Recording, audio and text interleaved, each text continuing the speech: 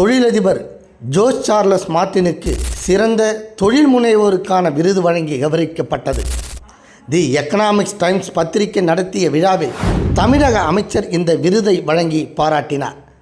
புதுச்சேரியில் பெஞ்சல் புயல் தாக்கிய சமயத்தில் உடன் வந்து பல உதவிகளை செய்தவர் மார்ட்டின் குழும நிர்வாக இயக்குனர் ஜோர்ஜ் சார்லஸ் மார்ட்டின் அவர்கள். வரும் சட்டமன்ற பொதுத் தேர்தலில் அவர் போட்டியிடுவார் என எதிர்பார்க்கவும் படுகிறது.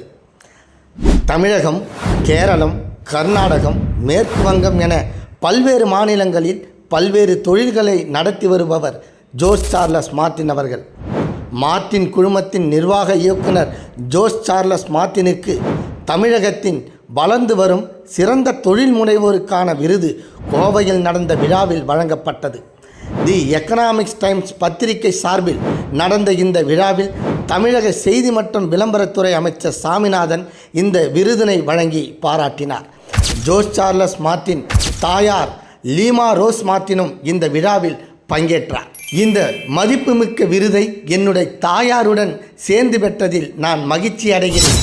மேலும் அமைச்சர் சாமிநாதன் அவர்களிடம் இந்த விருதை பெறுவது இன்னும் கூடுதல் சிறப்பாக நான் கருதுகிறேன் என மனம் நெகிழ்ந்து பேசினார் ஜோர்ஜ் சார்லஸ் மார்ட்டின் அவர்கள்.